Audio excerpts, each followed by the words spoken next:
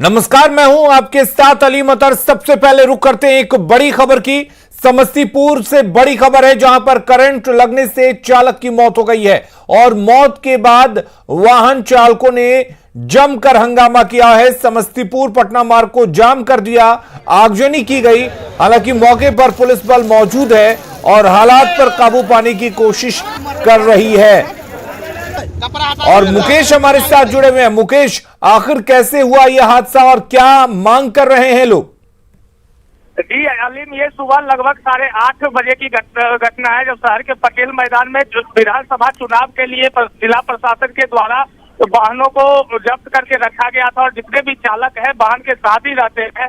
और वो जब स्नान करने के लिए चापाकल पर गए हैं तो वहां पर चापाकल में करंट आ गई और जिसके चपेट में वो आ गए और जो उनके सहयोगी थे उनके द्वारा अस्पताल ले जाया गया, जहां उनकी मौत हो गई। मौत के बाद जो भी वाहन चालक थे पटेल मैदान में मौजूद, वो सभी आक्रोशित हो गए और उसके बाद सड़क पर उतर गए। समस्तीपुर दरभंगा मुख्य मार्ग को जाम कर अभी भी हंगामा जारी है। लाश के साथ लोग हंगामा कर रहे हैं और जो परिजन है उनको उचित मुआवजा देने की मांग कर रहे हैं। और अभी तक जिला प्रशासन की तरफ से इस जाम को नहीं समाप्त कराया। मुकेश, क्या जिला प्रशासन से कोई बातचीत चल रही है? कोई आश्वासन देने की बात है जिला प्रशासन की तरफ से? जी, यहाँ पर अलीम जो स्थिति है, यहाँ पर खुद सदर एसडीओ डीएसपी मौके पर मौजूद है। बड़ी संख्या में पुलिस बल भी है और कई दौर की बातचीत हो चुकी है, लेकिन अभी तक मामला नहीं सुलझा है, जिसके कारण स्थिति ये तरह की हो गई है। पूरा शहर तो जाम ही है। मुख्य मार्ग पर लगभग 2 से 3 किलोमीटर लंबे वाहनों के जाम लग गई है, जिससे लोगों को काफी कठिनाई का सामना करना पड़ रहा है। चलिए, बहुत बहुत शुक्रिया तमाम जानकारी के लिए मुकेश। नजर बनाए रखिए, हम लगातार आपसे अपडेट्स लेते रहेंगे।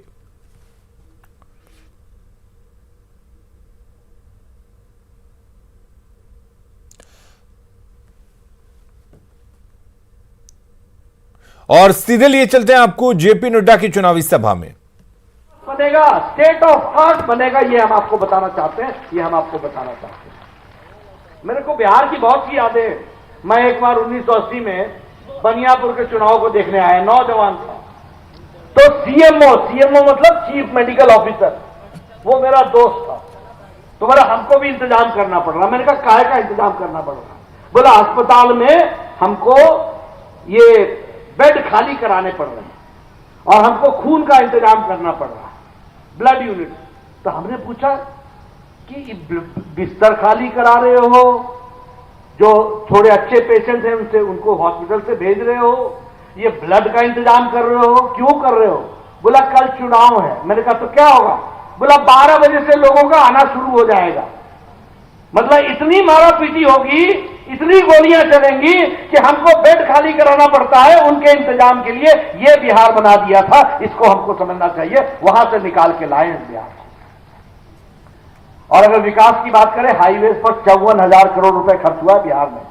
सड़कों पर 13,000 करोड़ रुपए खर्च हुआ है। 2,700 करोड़ रुपए खर्च हुआ है एयरपोर्ट पर। बीटा में नया एयरपोर्ट बन रहा है कि नहीं बन रहा है? दरभंगा में एयरपोर्ट तैयार हो गया कि नहीं हो गया है? पूर्णिया में काम चला हुआ है कि नहीं चला हुआ है? मित्रों, बिहार के लिए कभी सोचा था? एयरपोर्ट बनेगा, मेडिकल कॉलेज खुलेगा। छपरा का मेडिकल कॉलेज खुलने का मतलब है 500 नई दवाई की दुकानें खुलना। ये बात आपको समझना चाहिए। छपरा के मेडिकल कॉलेज खुलने का मतलब है कि कम से कम 10 डायग्नोस्टिक सेंटर खुलने हैं। पटना के छपरा के मेडिकल कॉलेज का मतलब यह है कि कम से कम 4 से 5 कोचिंग इंस्टीट्यूट खुलना, ये तय है। हम जानते हैं रोजगार कैसे दिया जाता है, हमें मालूम है रोजगार कैसे बनते हैं। ये ऐसे नहीं होता कि हम कैबिनेट में आएंगे और 10 लाख नौकरी दे देंगे। और वो भी सुना दूं, मैं स्वास्थ्य मंत्री था, डेंगू फैला था बिहार में, ये तेज प्रताप स्वास्थ्य मंत्री था। ये घोड़े से नीचे उतरा ही नहीं, पूरे समय घोड़े पर ही चढ़ा रहा। मैं ठीक बोल रहा हूं कि गलत बोल रहा हूं? ये नीचे नहीं उतरा। मैंने कहा भाई मेरे से डेंगू की दवाइयां ले लो भाई। और एक बात बताइए, आप ये कहते हैं कि हम बदल जाएंगे, बदला बदला बदला। अरे पहले तू बदला तब बदली ना। आप तो बदले नहीं, आप तो वही खड़े हैं। और मैं आपको बताता हूं, मैं इसको सबूत के साथ बताता हूं आपको। आप बताइए कि पिछला चुनाव नीतीश कुमार ने लालू जी के साथ लड़ा था कि नहीं लड़ा था? महागठबंधन बना था कि नहीं बना था? क्यों टूटा? इसलिए टूटा क्योंकि नीतीश जी समझ गए कि मेरा सुशासन इन कुशासन वालों के साथ नहीं चल सकता है। और इनका क्या हाल है? रस्सी जल गई, बल नहीं गया। अभी भी वही तेल पिलौवन, डंडा भांजी, ढिबरी वाला, यही काम है और कुछ नहीं। और देखो इनका मिलन भी बड़ा जोरदार है। मैं मिलन पर बात करने से पहले आपको बताना चाहता हूं, क्या आप मोदी जी के नेतृत्व में देश की तस्वीर बदली कि नहीं बदली? प्रेम कुमार जी आपको बता रहे थे, ये कांग्रेस पार्टी थी ना, जब हम राम जन्मभूमि के लिए करोड़ों लोग लगे थे कि नहीं लगे थे? मेरे से एक पत्रकार ने पूछा पटना में कि आप राम जन्मभूमि क्यों ला रहे हैं?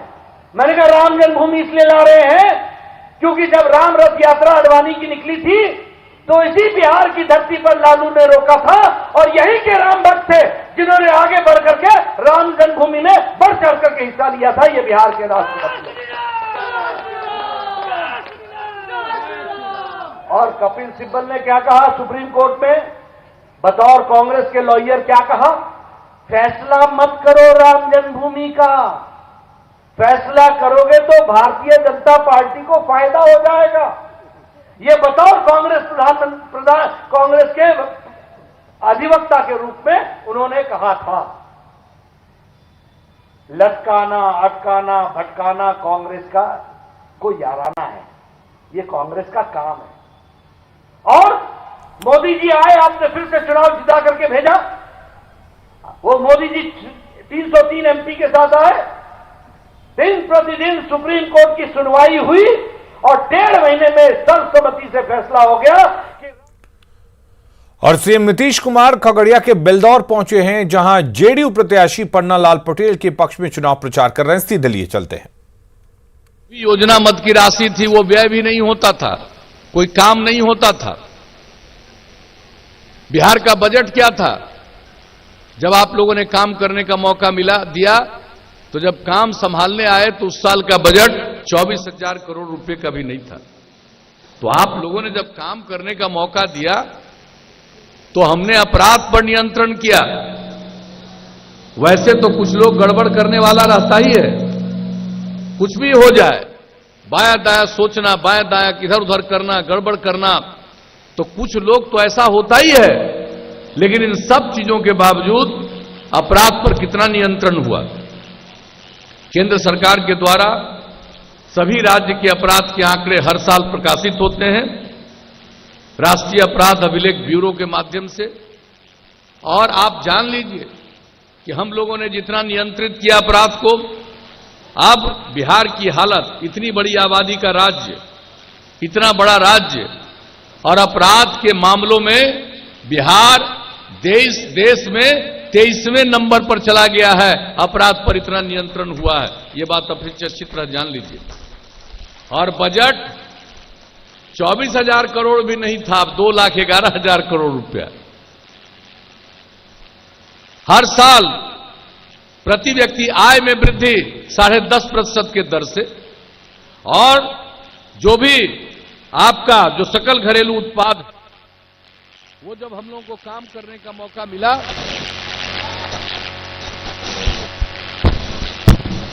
जब हम लोगों को काम करने का मौका मिला था तो सकल घरेलू उत्पाद पूरे बिहार का मात्र 76,466 करोड़ था, और अब बढ़कर के 4,14,977 करोड़ रुपया हो चुका। विकास का दर 12.84%। तो चाहे अपराध का नियंत्रण हो, चाहे विकास का काम हो, सब किया। और समाज के हर तबके के उत्थान के लिए काम किया। हर इलाके का विकास, समाज के हर तबके का उत्थान, जो किनारे पर थे, हाशिए पर थे, उनको मुख्य धारा से जोड़ने का प्रयास। और क्या किया हम लोगों ने महिलाओं के लिए, अनुसूचित जाति जनजाति के लिए, अति पिछड़े वर्ग के लिए, अल्पसंख्यक समुदाय के लिए, जो भी किनारे पर थे उनको मुख्य धारा में लाने के लिए हम लोगों ने प्रयास किया।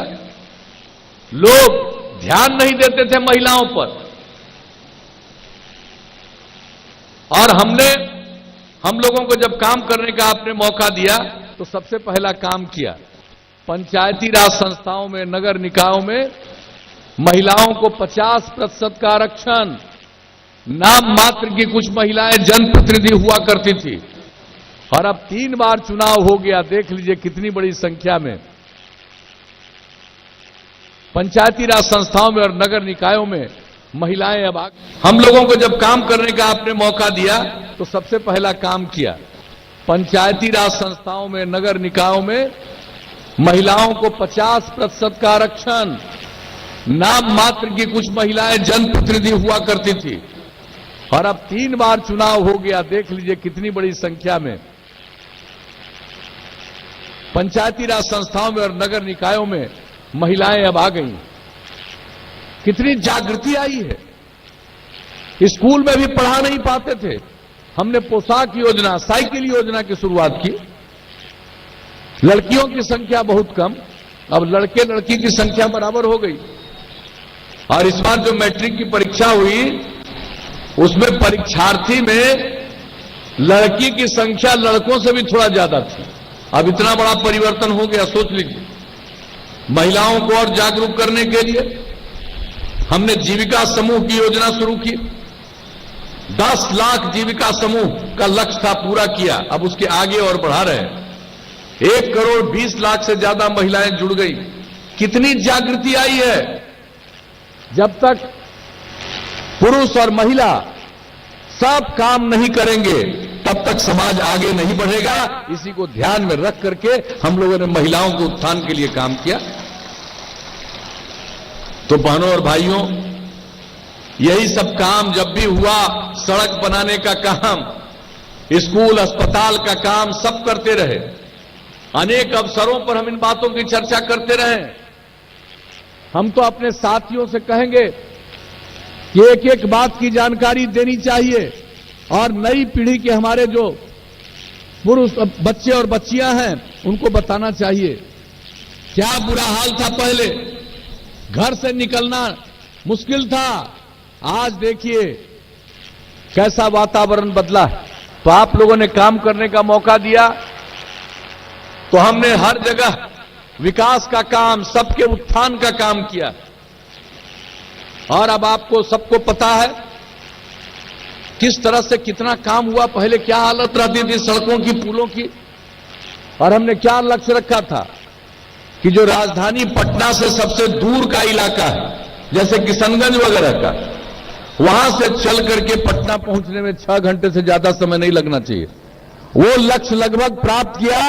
तब हमने कह दिया कि 5 घंटा से ज्यादा नहीं लगना चाहिए समय। अब उसके लिए सड़कों का चौड़ीकरण और पुलों का निर्माण, पुलियों का निर्माण, कितना तेजी से काम हो रहा। केंद्र सरकार का भी सहयोग मिल रहा। नेशनल हाईवे का चौड़ीकरण, नए पुलों का निर्माण और राज्य सरकार की तरफ से भी काम हो रहा। स्टेट हाईवे से लेकर के हर तरह का, हर गांव को पक्की सड़क से जोड़ने का। तो कौन सा काम हम लोग नहीं कर रहे। और आप सब लोगों को मालूम है कि ये काम करते रहे हैं। और इस बार जब काम करने का मौका मिला तो हमने कुछ ऐलान किया था और किस तरह से उस पर अमल किया। हमने कहा था यहां पर संस्थाओं की कमी थी। हर जिले में इंजीनियरिंग कॉलेज, हर जिले में पॉलिटेक्निक संस्थान, हर जिले में पैरामेडिकल संस्थान, हर जिले में महिला आईटीआई, हर जिले में जीएनएम संस्थान, हर अनुमंडल में, सब डिवीजन में आईटीआई संस्थान और एएनएम संस्थान। कितने बड़े पैमाने पर हम लोगों ने निर्माण कार्य किया। बच्चे और बच्चियों को पढ़ने के लिए मजबूरी में बिहार के बाहर जाना पड़ता था। क्या हालत थी हमने देखा था। जब हम श्रद्धेय अटल जी की सरकार में केंद्र में रेल मंत्री थे, हम कहीं भी जाते थे और वहां पर हम जाते थे, किनारे में लड़के खड़े रहते थे हमसे बात करने के लिए। हम पूछते थे बोलो क्या है। कहता था साहब हम लोग बिहार के रहने वाले हैं, हम लोगों का कुछ इंतजाम कर दीजिए ताकि हम रेल के मार्ग से पटना ज्यादा आसानी से बिहार पहुंच सकें। उस समय से हम देख रहे हैं।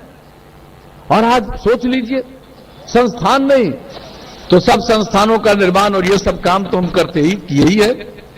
किस तरह से गरीब गुरबा तबके के बच्चे और बच्चियों को आप आगे इंटर के आगे पढ़ाने के लिए उनके पास पैसा नहीं, तो उन लोगों को आगे पढ़ाने के लिए हम लोगों ने शुरू किया 4 लाख रुपए तक की मदद, स्टूडेंट क्रेडिट कार्ड योजना, और बहुत लोगों ने लाभ लिया। हम सबको कहते रहे कि भाई आगे पढ़ो और मदद लो, और अगर लौटाने की स्थिति में नहीं रहोगे इनका पैसा तो सरकार माफ कर देगी। लेकिन खबरें जारी हैं, बने रहिए हमारे साथ। 2 युवा महिलाओं और उनके दृढ़ संकल्प ने एक कॉलोनी के सामाजिक और प्राकृतिक परिदृश्य को बदल दिया है। मिलिए टिया और तायरा से, जिन्होंने कचरे के ढेर को एक रेन गार्डन में बदल दिया है। अपर्णा द्विवेदी ने जाकर इन जल योद्धाओं से मुलाकात की और देखा उनका भूजल रिचार्ज पहल।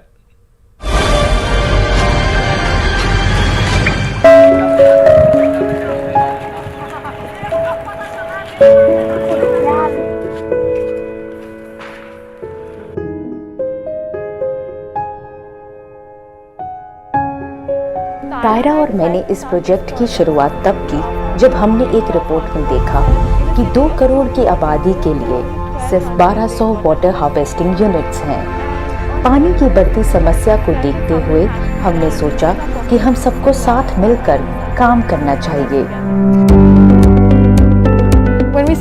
सबसे पहले हमने सर्वे किया और पाया कि पश्चिमी सागरपुर में सबसे ज्यादा पानी की किल्लत है। अगला हमारा कदम था एमसीडी काउंसलर से पार्क में काम करने की इजाजत लेना। So how this differs from the regular rainwater harvesting system?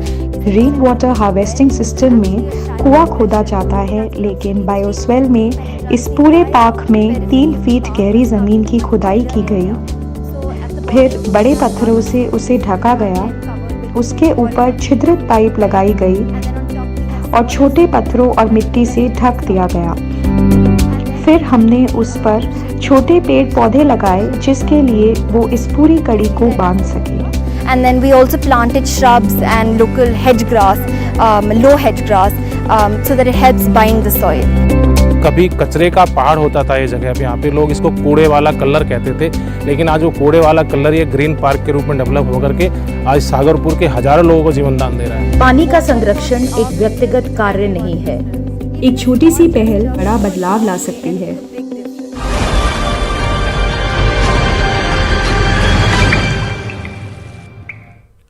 News 18 Bihar Jharkhand पर खबरों का सिलसिला लगातार जारी है, बने रहिए हमारे साथ।